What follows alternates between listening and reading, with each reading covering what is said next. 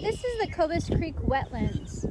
This is a park that is near my house that I can come to and walk on the trails and still be socially distanced from other people that are at the park.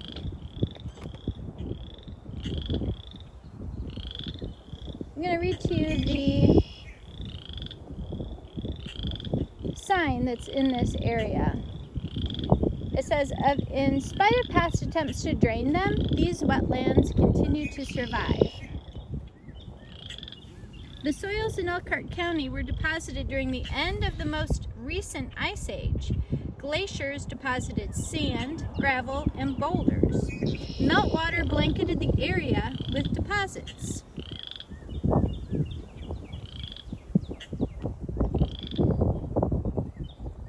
Here's the water table. The resulting soils drain poorly. A water table close to the surface allows low places to hold water. And that's what we're seeing right here. That's what this is.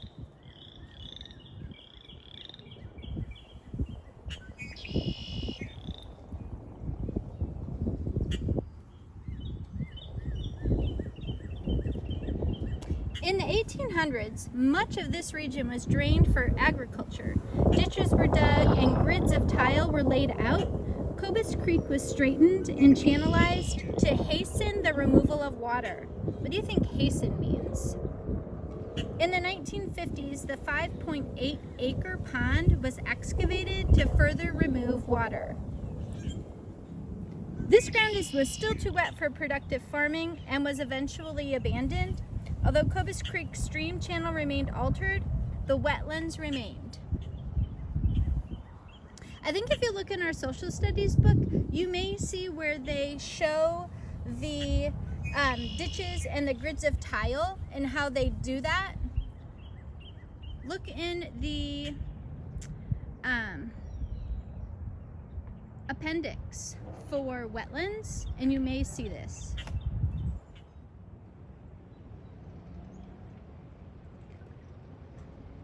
This is Cobus Creek Pond. Look at those turtles at the end of the fallen tree into the water. Although this pond is man-made, the Cobus Creek Pond provides natural habitat for wildlife. This 5.8-acre pond was constructed in the 1950s to help drain the surrounding wetlands for farming. Water from the pond flows into Cobus Creek. The pond is home to turtles, frogs, and other aquatic life. Insects, such as dragonflies, depend on the pond for their aquatic stage. Sunfish and bass live in the pond. Ponds have a lifespan. Silt carried by the incoming stream settles in the pond. Over time, the pond becomes shallower, warmer, and more nutrient-rich. This permits increased plant growth. The increased plant growth and the resulting oxygen depletion will eventually reduce the number of fish the pond can support.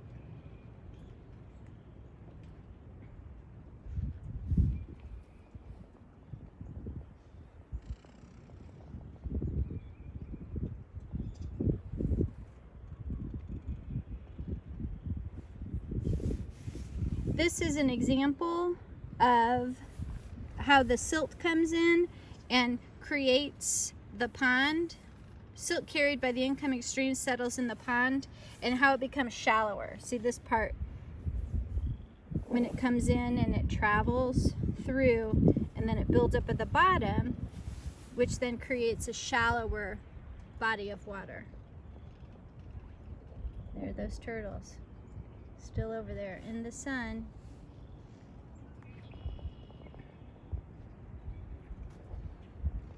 I don't imagine that those turtles were out on Thursday when we were getting the snow.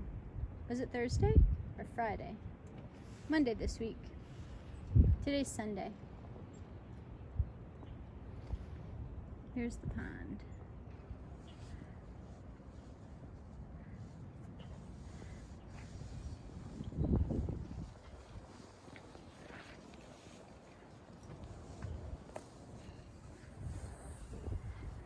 This is another area of the park.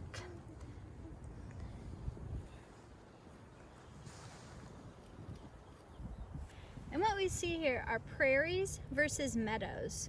Though both are currently open areas, the prairie and meadow are managed differently.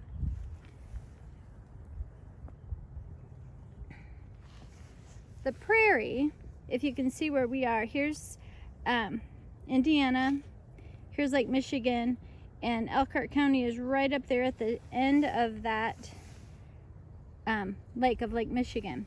So we're in the prairie area, although the majority of Indiana is meadow. Much of central United States was once covered in extensive treeless grasslands.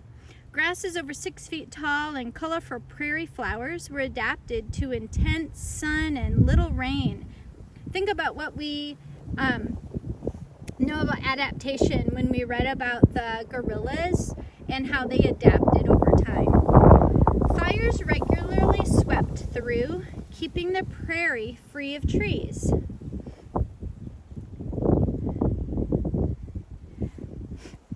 The meadow, after having been farmed for decades, fields were abandoned and grasses and weeds moved in.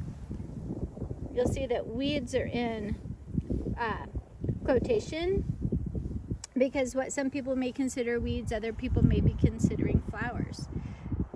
After the grasses and weeds moved in, creating a meadow. Over time, shrubs and trees will become predominant in a process called succession.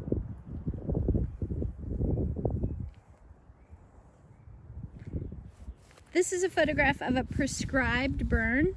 Elkhart County Parks has planted hundreds of trees in the meadow to facilitate succession. Prescribed burning and keeping the prairie an open native grassland. As you return here, you will observe greater differences between the two areas. So later, I'll come back and I'll take another video of this same area. Today's April, what's today's date? April 19th. And I'll come back in 2 weeks and we'll look to see how different just the weather and the season has changed this area. Here we are on the other side of the pond. We're on the west side of the pond, and this is the Cobus Creek that's filtering into the pond. Here we see an example of what? What do you think caused this action? Beaver? Did you say beaver? If you said beaver, not beaver, Justin, he didn't do this, but a beaver cut this down and it fell just like it would want it to, into the water.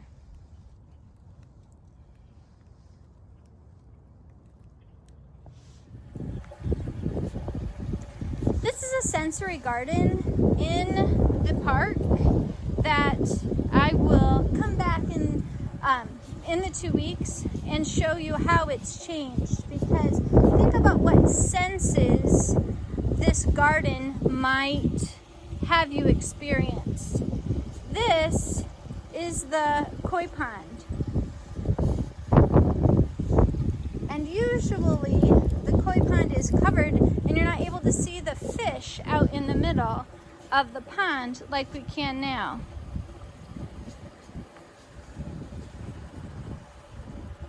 How many fish do you see?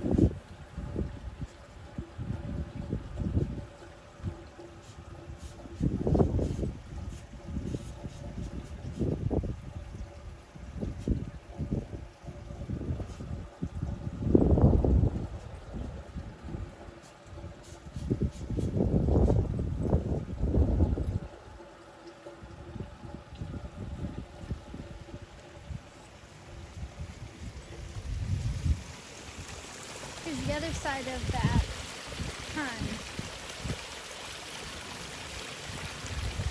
So think about what senses this sensory garden would have you experience, And in 2 weeks, I'll come back and do another video exploring those different parts of this park.